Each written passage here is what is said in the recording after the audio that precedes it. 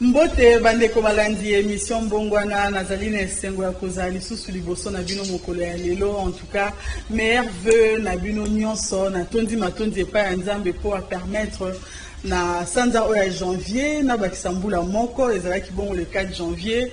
Merci mingi na nkolo oyo asaliete na bakisambula moko. Joyeux anniversaire na nga moko bave le meilleur na bino nyonso balandi ya émission Mbongwana.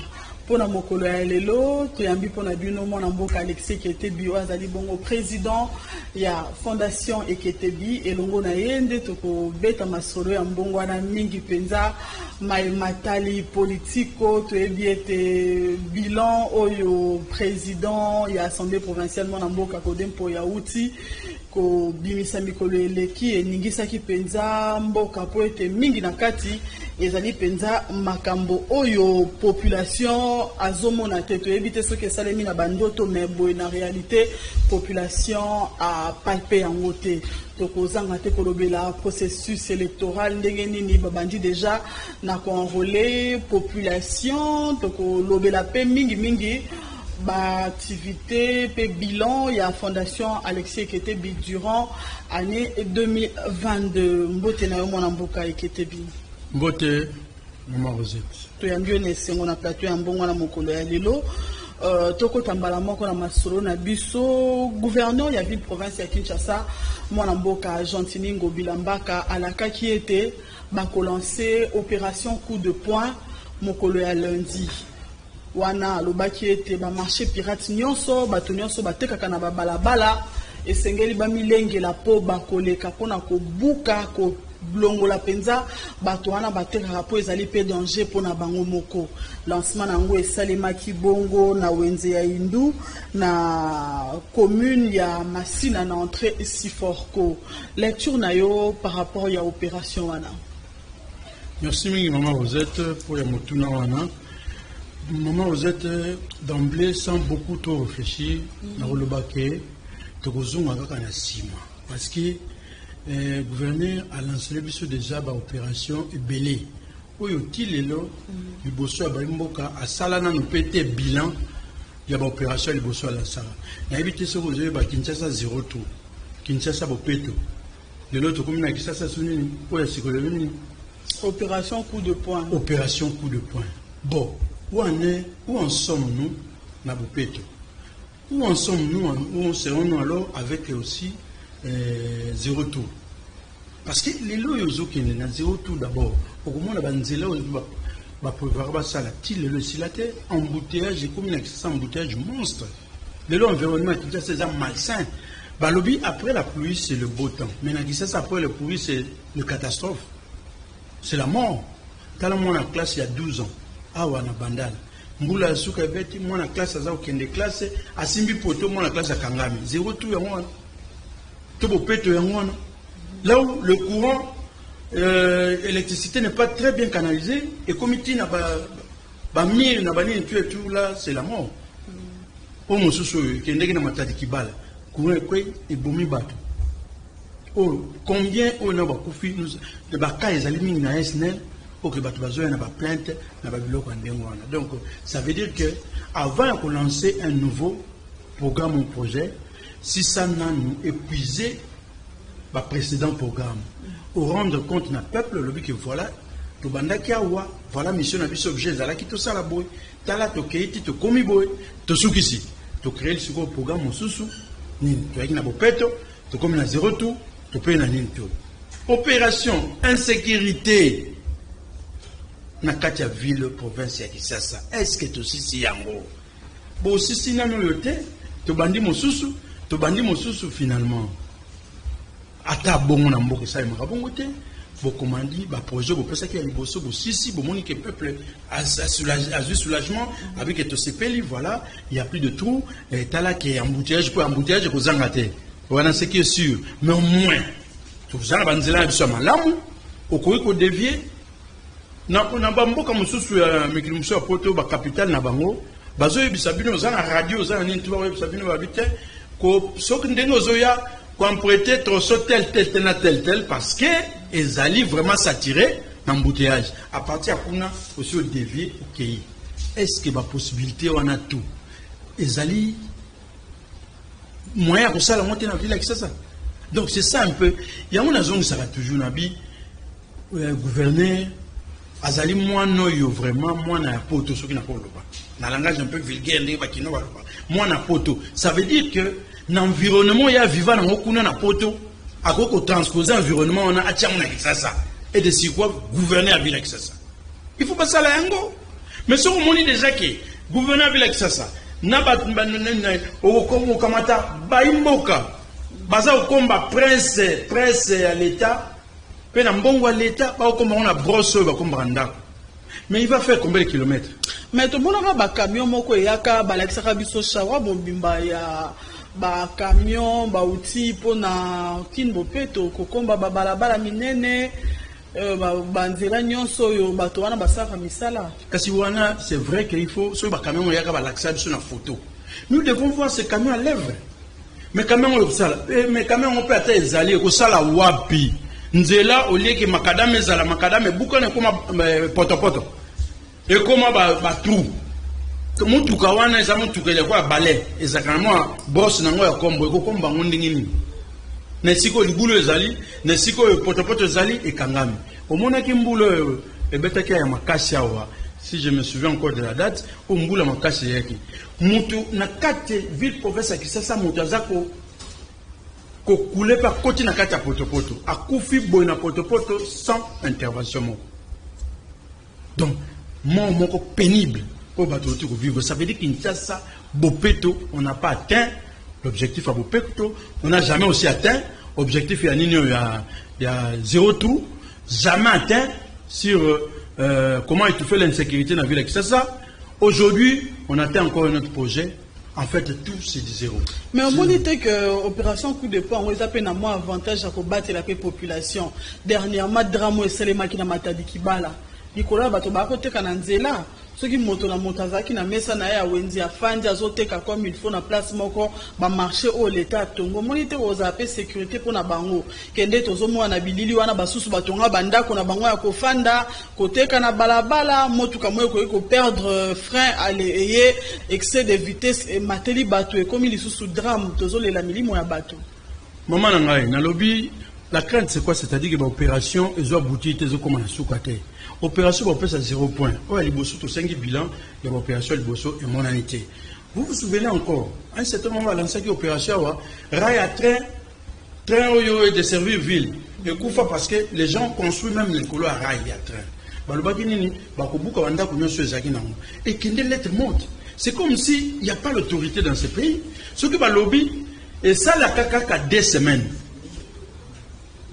2 semaines après, tout se volatilise.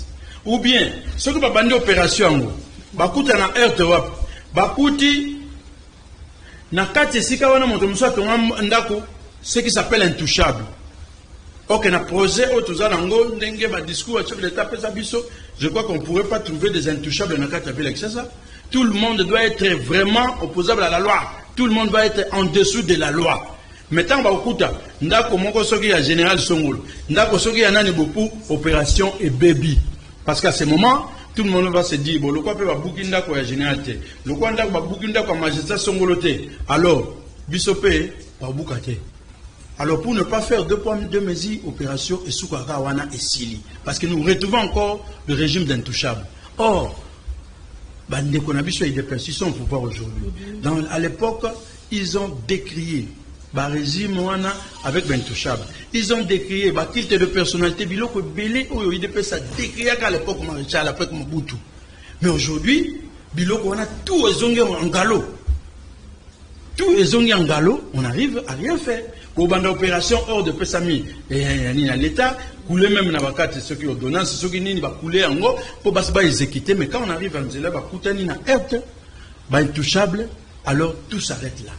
Mais pas plus tard, Mikole, où tu connais Katango, Bamboula, Makasu, Betaki, Kabolaki, route nationale numéro 1, Tomona qui gouvernement, Basangana qui Tata Mokonzi Ekolo, a bengisa qui réunion Mokona Lomba, ou Pona Kolobaete, Sengeli, Kobuka, construction anarchique, Nyonso, Bandako et Tonga, Likolo ya ba caniveau, Likolo ya ba collecteur, Likolo ya ba égout, et Sengela qui Kobuka Yango. Kasi oui, c'est bien dit, mais est-ce que Babouki Yango? C'est ça, il faut quand même arriver à restaurer l'autorité. Mon condition qui a lobby, c'est à force de loi, il faut que les exécutions soient la plus rapide. Voilà, ordre, il y a autre hiérarchie, ils allaient respecter. C'est ça aussi, interprétation à mon état des droits. Mais ce qui est autorité à l'État, ils ont eu banaté, ils ont monté, mboka to tambola lokola mabe, to tambola mabe. To tambola mabe, ce qui fait que tout le monde fait n'importe quoi. Les loba imboka ba resepela na ndenge nini. Biloko le gouverneur a lancé, ils ont commencé à soukate, mais beaucoup lancé mon sous. Est-ce qu'aujourd'hui, on va lancer tokena otina souka? Est-ce qu'on n'aura pas la heurte de sens que tout le monde est intouchable les sous? Tant que vous avez moi je suis à Nabomoni, moi je suis moi je suis à Général Songolo, moi je suis à conseiller à la présidence, moi je suis à Beau. Est-ce qu'on va bouger ça? Ce sont des questionnements. Parce que tout le monde a, au moins, il y a des bougoumesses qui ont commencé ces opérations. À l'époque, tout le monde a qui a, même quand dans le régime passé, avant de changer la bougoumesse. La bougoumesse dans la commune a bandi opération, ils allaient sur excès à sonorisation, on a dit musique, ma cité. A bandi ko kanga me akuti bar moko bo akangi biloko comme pe na commune, téléphone et el kolo. El kolo ma cache lobi, biloko wana et moi c'est général tézongi ça. Le bougoumesse il va faire quoi? Donc nous résidons encore sur le régime des intouchables. Alors ça ne va pas. Or la loi doit toucher tout le monde. Tout le monde doit être en dessous de la loi. S'il y a encore des gens qui sont au-dessus de la loi, alors à ce moment-là, il n'y a pas l'état des droits. C'est ça la crainte. Tout est na déclaration au président de l'Assemblée provinciale, mon amboka Godin pour la salle qui en tout cas, tungisi bato ebele bato mususu bazui yango na sens moko lokola moquerie pour bilan oyo azo dresser na réalité sur terrain eza biloko mibale o eza kokokana te. D'abord alobi ete bakutaki budget na 200 millions de dollars ba ramener yango na 900 millions pe na ville ya Kinshasa ba commune nyonso bazo bénéficier na bolamu ya ba opération liée à l'assainissement to bengi Kinbopeto attaque au gouvernement central a tindara penza misolote pona kotia penza opération ana ezala na ndenge sengeli mais pona ya lobi la ville est propre ba commune nyonso bazo bénéficier na opération Kinbopeto. Lecture na yo par rapport na yango. Lecture nangai, si je dois faire une réflexion assez vulgaire, et na lobango na lingala dans le sens que balobi tabanyo swali akamungwa. Soko zui tabame matin na poto oye na e awa ocheli mungwa kolia. Donc c'est ce que je retrouve un peu dans les politiciens mususu belé. Tolobi que non, to kamatana aux politiciens mususu yote azala musali anzambe o azaboite ayokotana na bote non. Lorsque les mungwa il devait le même politique que nous, tout autour nous décrions. Ce qui n'a zongé pas le président de l'Assemblée de Kogodem Poy, c'est quand même un professeur d'université. Il y a Yebi, lorsqu'il parle de budget, il parle de bilan, il parle de ceci. Bilan, ils en ont un poste. Aïe Sabiso, bilan qu'il a dressé, un poste nino émergé et que tout le monde qui est awana ça. Un semblant de changement exalé. Dans le secteur NIM, qui nous disent, lui, il est professeur d'université, il y a beaucoup, bilan largement positif, ni n'est tout largement positif. Non. Lorsque une action a été menée et que se retrouve que non, qu'un bilan, il s'avère que le bilan est positif, ça doit se transposer sur la réalité du vécu des gens, des hommes que nous sommes. Voilà. Ce qui va salir banzela et là comment on bomba na te, maman nangai. Tu vas voir qu'il y a un changement. Et si on a banane ko le gâté pour le boulot zaki, tu si on zele katana, tu si on makadam zaki te, ba prolonger makadam tibo, tel ba bongisi comme pepe, moi il souté, ba takenga na butu pour na banane tel masika wana, du boulot zaki. Mais regarde un peu. Si tout ce qu'on avait lancé au Babano pour assainissement à ville, combien de routes yo ba sali? ya lobe na makambo ya voirie mwana mboka Godempoi azali ko affirmer te batondi balabala elengesa na avenue Kikwit, mais pas plus tard que hier na leki wana na lemba foire avenue Loi kota na avenue Kikwit ozomona bangin etelemaka kawana misala et salemate depuis basaka lancement banda mwandambu ko raser nzela ko bongisa badame mwa moke batika bangin basodola mais mwana mboka Godempoi azobeta tolo pona koloba ete batongi banzela notamment elenge sapé avenue Kikwit. Mais partout elo wana balança nyonso presque silate to ba tronçon ndambonde salema musu batu makala mais mingi okuta kende sans doute oza musika te awa kende na sayo ko tangenge va retrouver babana nzela wana mbula nini babandango mbula nini ti aujourd'hui ça fait presque une année et demie ti lelo yo ba asphalter yango eloko te basala bakamati basali titi abandonné quelque part. Professeur Godempoi, il faut qu'il te respecte sur le terrain atala s'il le faut parce que lui il a la charge de contrôle du gouvernement provincial. À quoi que bon et autant bossale le côté interpeller ces gens-là.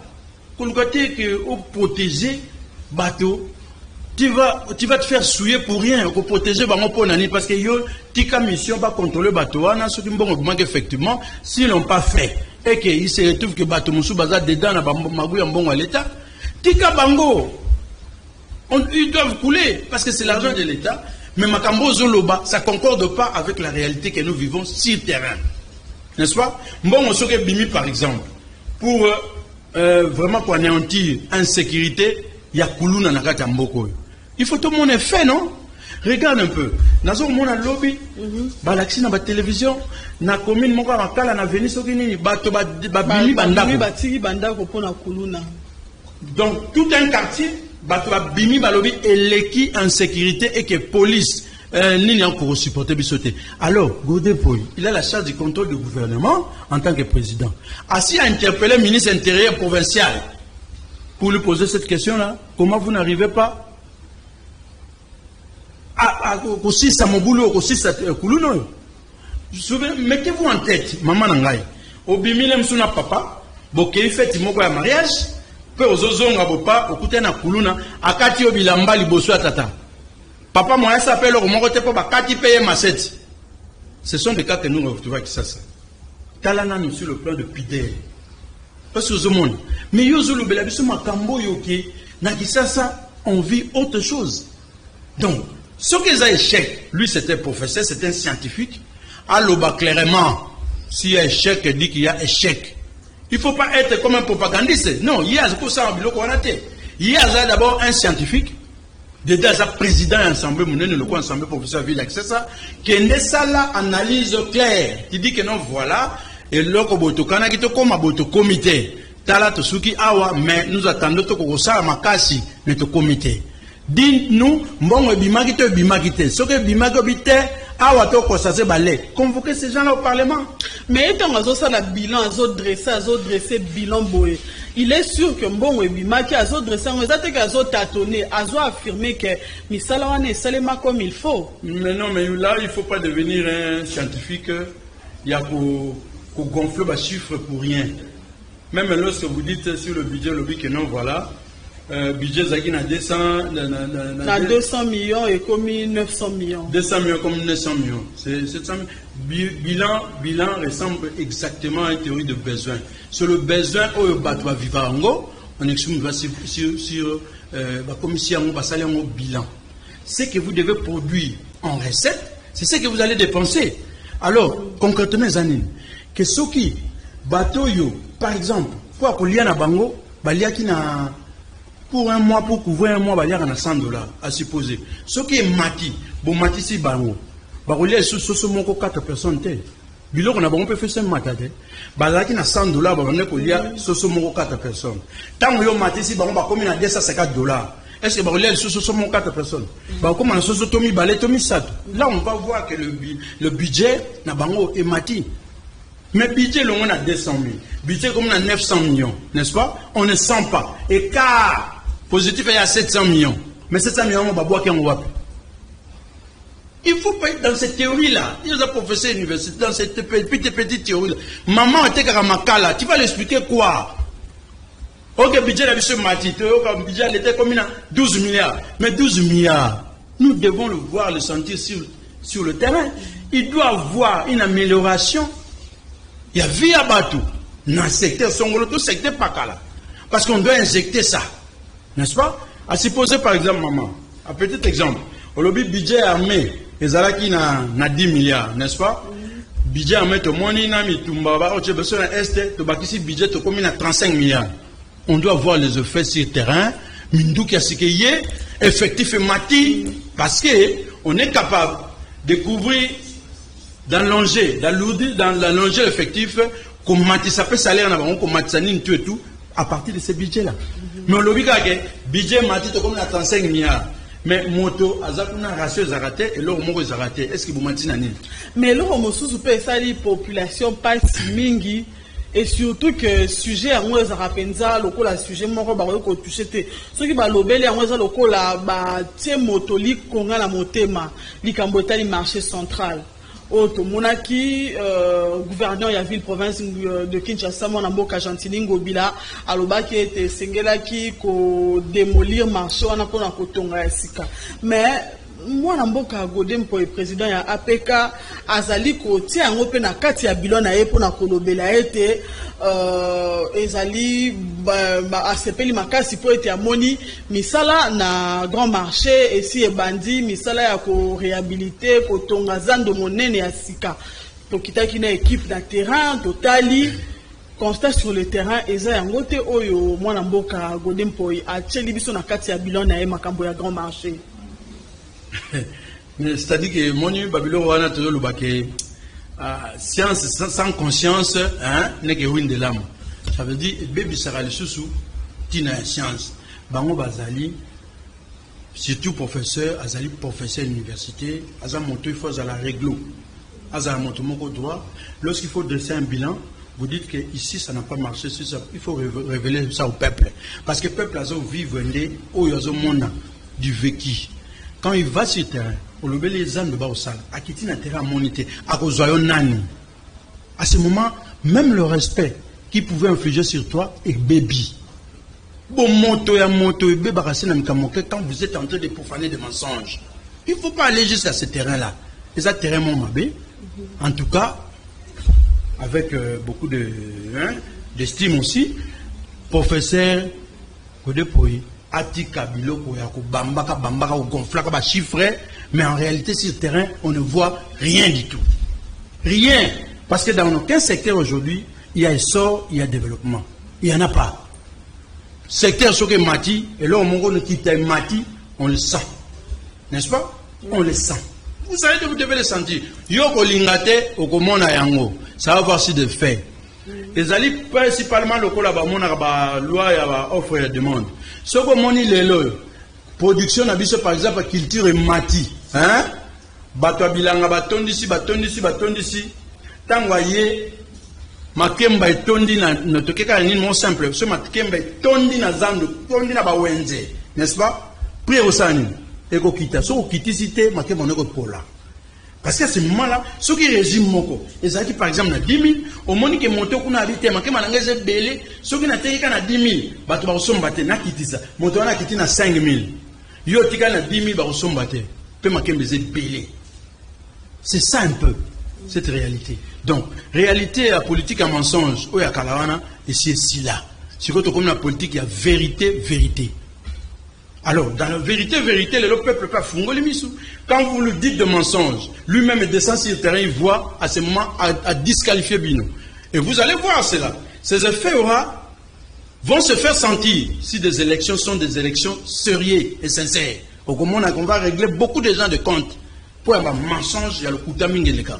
Parlant des élections, Mikoleleki, tout le monde qui président il y a commission électorale nationale indépendante mon amboka Denis Kadima à salaki lancement il y a opération et enrôlement na début to mona ki moi ba kwa kezalaki bato bazalaki ko réclamer penza moi mingi likambo na ba photo likambo ya manque d'expérience na ba agent oyo baza censé ko travailler na ba centre d'enrôlement kasi to moni processus ezali ko poussa na lecture na ezani ni par rapport ya processus et enrôlement. Non, mais en fait, en processus, malgré tout ce qui est alors il faut vraiment, moi, dans cette histoire, on peut profiter peut-être de ça. Si Ndekoka Dima Koko Yoka, Ayoka conseil. Parce que Ndekoka Dima, souviens-toi de là où tu es venu, déjà dans ta famille qui devait te sortir, il y a eu des problèmes. Il y a eu des problèmes. Mais ce qui est comme il est le consensus, c'est vrai qu'il y a comité autour de toi, mais au moins, pandémie, tout qui est dans nos bois, total en salle. Alors, ce mieux, Ndekoka Dima, salam alam pour le besoin de votre nation, de ta nation qui est le Congo. L'élection m'a bé, ils ont même la bisokaka, m'a bé namboka. Ça ne profite à personne. Ça, l'élection m'a l'amour, pour qu'on tala, n'engini à venir et comme m'a biso m'a l'amour. Parce que ce qui est lié sur terre est lié au ciel. Si vous sortez des gens qui sont réelles émanations à un peuple, ça veut dire que le peuple qui a voté pour ces gens, réellement, au comment on appelle, Nzambe pas arrondissement. Vous allez voir que tout va marcher comme sur le patin roulette. Mais ce qu'on dit, au coller, au bambi, biloko le kuta, des députés qui ne sont pas élus, normalement, nommés au Kamati au Chibango. Si vous êtes venu pour ça, au sombrer l'issue Sumboka.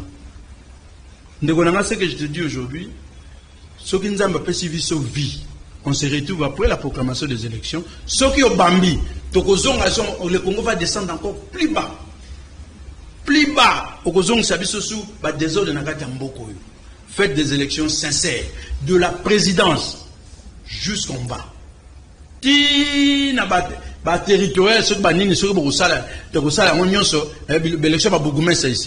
on va le faire, qu'on arrive à le faire, pour qu'une fois pour toutes, que nous ayons même un niveau très bas des gens qui sont élus par l'émanation peuple.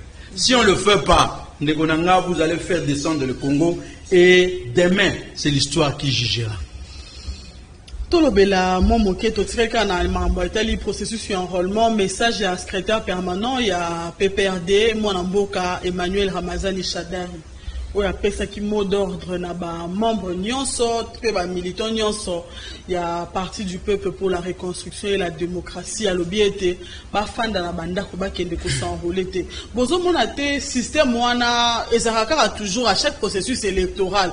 Au moins na ngambo opposition baza les baza qui d'accord té na bureau ya seni ba lobité bo fan na ndako. Likambo wana yango ekutaka pe ba pa Etienne Tshisekedi wa pesa ka mot d'ordre bo voter té bo sala nini té bo fan na banda ko.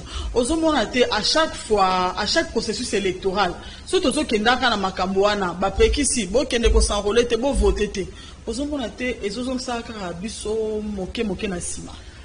Maman, le mal en politique congolais, c'est comme si nous revenions toujours sur le même cycle. Le cycle est un cycle infernal, mais un cycle mauvais. Tala maman, ces choses-là, ça s'est produit avec Bango PPRD. PPRD au pouvoir, il y avait des gens qui disaient que non, tu votais, n'est-ce pas? Et après, il y a l'élection, modus bouche cousi. Pour Nanini, tu as la poke, tu maltraité davantage le peuple. Dis au peuple si vous êtes responsable. Le banae, bisotu oyo. Moi, je suis à l'opposition. Bisotu oyo, nous décrions, hein? Nous avons décrié le bureau Kadima. Nous décrions même de la manière où le processus s'en va. Mais au moins, il est en train de partir, il est sur le rail. Il faut surtout faire adhérer Baké Belé et que Montignon, ça sera vigilant pour le contrôle électoral. Pour vraiment étouffer la tricherie électorale à ce moment où vous abattez bien. Aujourd'hui, nous ne pouvons pas recommander seulement qu'au Sengakaka Bapaya. Nous-mêmes ici, le peuple, s'il est debout, en majorité, le peuple gagne toujours. Donc, on gagne en gros, on va arrêter dans le bureau, et puis, proclamation au bureau, nous le prenons en considération au commun que Moïse Biouane aussi là. Et si le peuple s'élève, à l'objet de l'habitat, puis c'est une commune, moto to vota qui est yoté. Vous comprenez? Commune, mobimba, lokwa, bandalunga, ba telemi, balandio, na seni. Parce que le peuple, c'est vraiment une bombe à retardement. Ce que le peuple a tombé à Siliki. Qui s'est dit, monter au biso votaki, Congo, Mobimba, par exemple, oh, biso to votaki président, il était. Batelemi, à ta communauté internationale, où il y a 8 heures refaire. Ou bien tout temps, à voie normale. Mais aujourd'hui, nous nous retrouvons comme si on est en face d'un peuple mouton. Bako proclamer boy peuple mouton à Fandigné. À côté Nandako, à Kekola la Pongia bo. Basa la kaka. D'ailleurs, on dit que Katatuku toke ko voter en haut. Car moutou songolo moutako bimati. Tu vois les Congolais. Si mon lobby bandi ko lela. Mais non, mais Nzamba ça est sous nini. Nzamba pesi bino mboka. A pesi bino richesse. Congo c'est le pays qui a une potentialité de richesse. Mais pour exploiter Yango. Alors, pour arriver à bien exploiter ça, mettez des gens qu'il faut à la place qu'il faut. Alors, pour en arriver, il faut faire quoi? Il faut surveiller le cycle électoral. Pour que demain, nous ayons des gens ou des hommes qui vont diriger les institutions qui soient l'émanation du peuple. Mais si aujourd'hui, au comment on a sous na kata bureau assemblée, na kata bureau sous professeur, na kata nintu au koutake, ceux qui m'y balent, ceux qui sato motuba qui nommé élu réellement.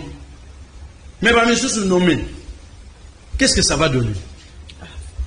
To l'obélement moqué arrivé à souverain pontifical au Ezali Bongo prévu le 31 janvier 2023. En l'obanayo par rapport à Yaboye, il y a pas Zelama qui depuis Mbouleleki.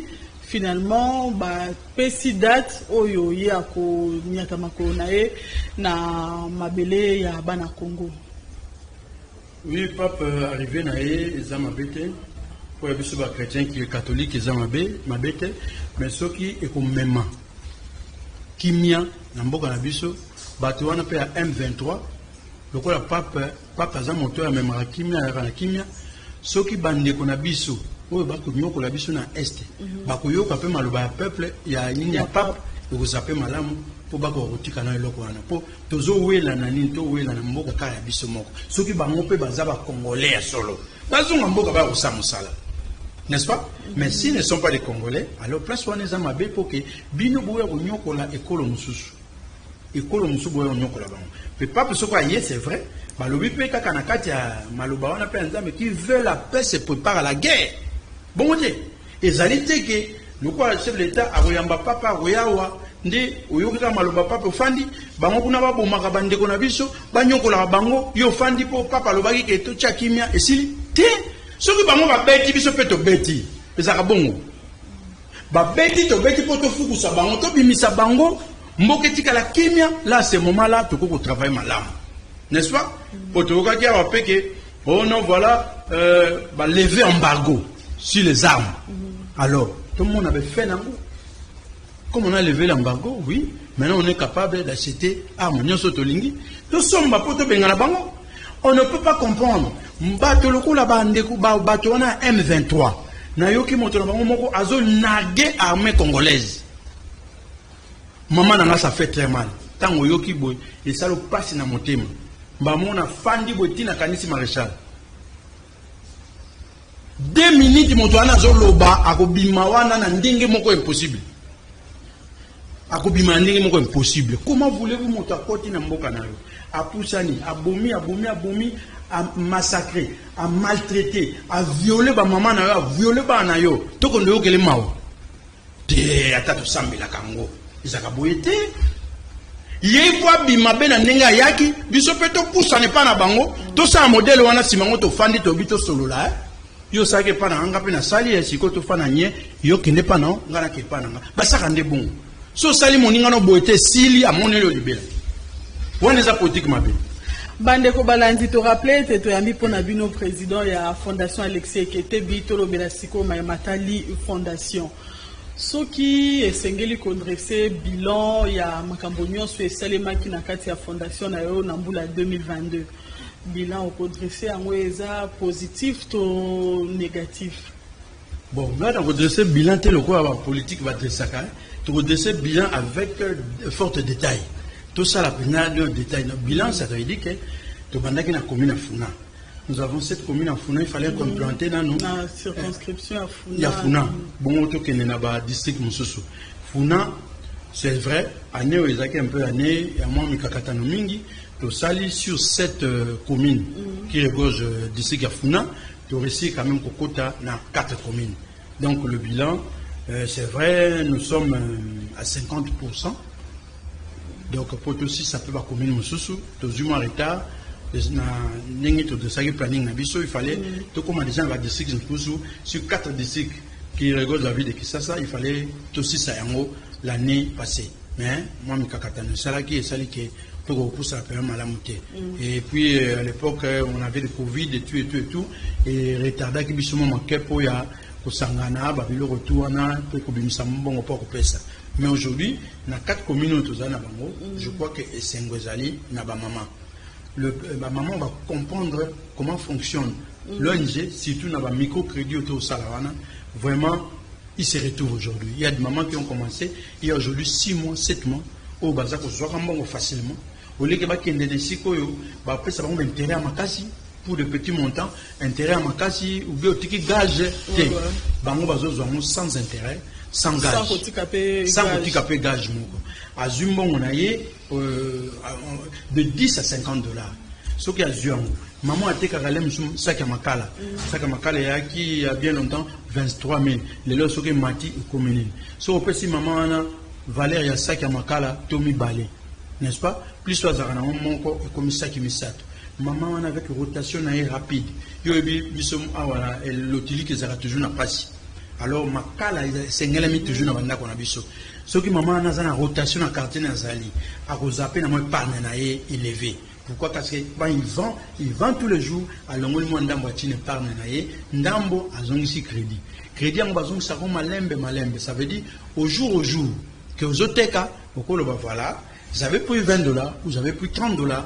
Au jour, sur la tech, dans le monde, moi, je parle de l'amokè. À supposer qu'au tech, aux bénéfices à 15 au tech pour 15 000 francs. N'est-ce pas? Moi, 5 000, n'a pas ici bénéfice. 5 000. Et puis, 5 000, tu peux faire bien aux ongles ici pour recycler le capital. Donc, tu vois un peu dans ce sens-là. Tu as l'accès à maman comment épargner l'argent. Et puis, épargner l'argent, évidemment, ceux qui te lobby, tu vas tenir biso regretté. Je te lobby, na maman na biso, épargnez toujours votre épargne soit en monnaie forte.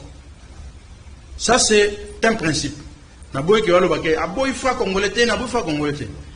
Monnaie forte et que sunga maman en a lobby. Si aujourd'hui, il va épargner 5 dollars. 5 dollars là, aujourd'hui, ça peut faire 10 000. Mais demain, si notre argent perd un peu de valeur, le fonds congolais perd de valeur, au moins, est commis pour avoir 5 dollars, 11 000, 12 000. N'est-ce pas? Mais lui garde ça en monnaie forte. Ça veut dire 320 dollars, il les garde 5 dollars. Demain, quand il change, parce qu'il a acheté par exemple à 10 000, demain, quand il change, il a un petit plus-value de 2 000. À moins que le pouvoir d'achat répond, parce que par l'habitude, qu'est-ce qui se passe? Il peut avoir un plus-value à 2 000, à combien à 12 000. Au cas où tu as biloko, au sommet de Tangoana, et Matis pour les 12 000. Tu vois? Ok, ce qui nous réussissons à stabiliser quand même le prix des choses, le prix de denrées alimentaires, le prix de tout. Maman, on a épargné, ça nous sera profitable. Beaucoup de peine à battre, Moussoussou, Oyo, à ça qu'on a commerce, à été raté, mais on a besoin de se lancer dans le commerce. Bakawana Zali, mais Tolobi na bango na deuxième vague. Mbalo ba ceux qui ba okota ba koti ba luka ba sa tablé na ba maman ba sara déjà mon commerce moke pour abanda moi loko moko na effort na personnel et puis biso to voya en rescousse parce que ceux qui loko to bandi bopo nini fondation tellement malamu on dit tellement malamu il faut to banana bato ba sara déjà mon commerce aibi ndenga koyaka aibi ndenga telema mais moto yo bo pe ça fond lelo pour abandonner ko banda pour la première fois c'est risqué. Sinon, on a opération salili et koufi. C'est risqué pourquoi? Nous ne sommes pas aux années nations à commerce, mais ma coquille, a besoin de ça, mais ma coquille est zatée.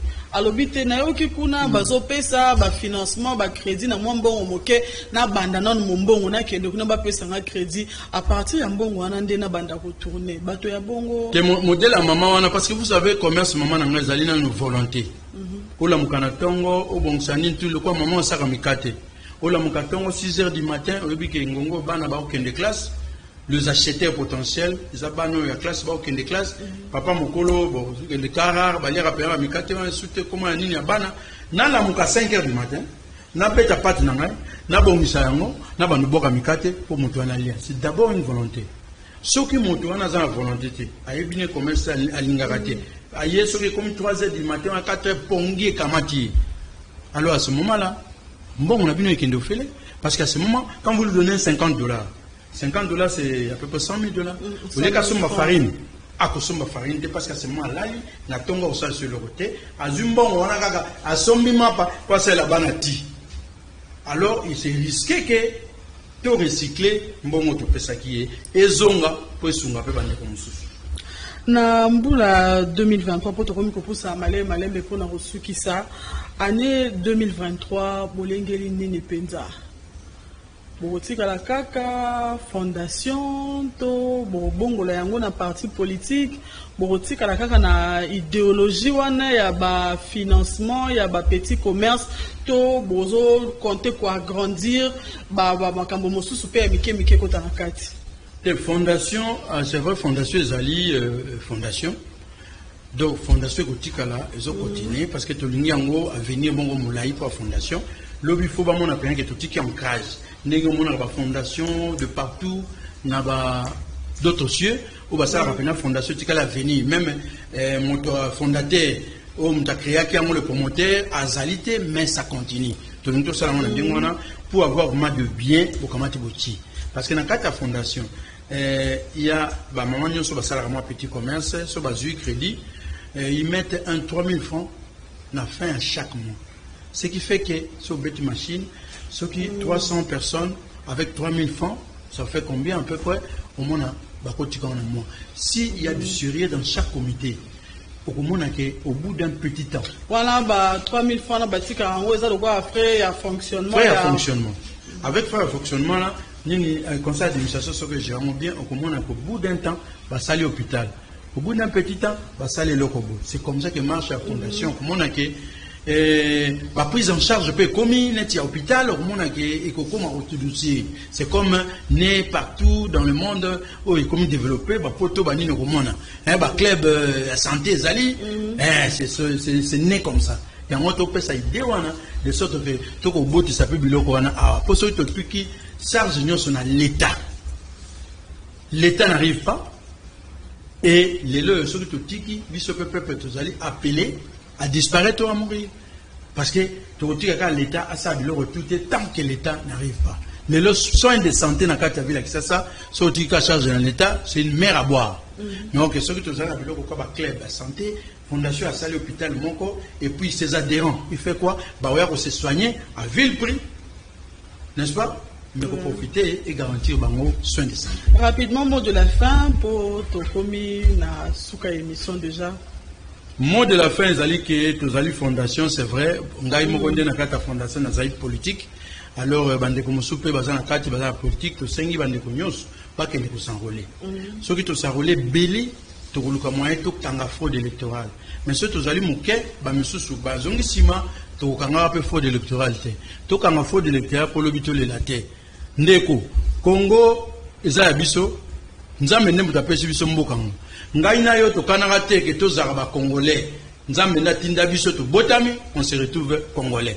Alors le quoi to se retrouver congolais nous avons tout intérêt de sauver ces Congos là.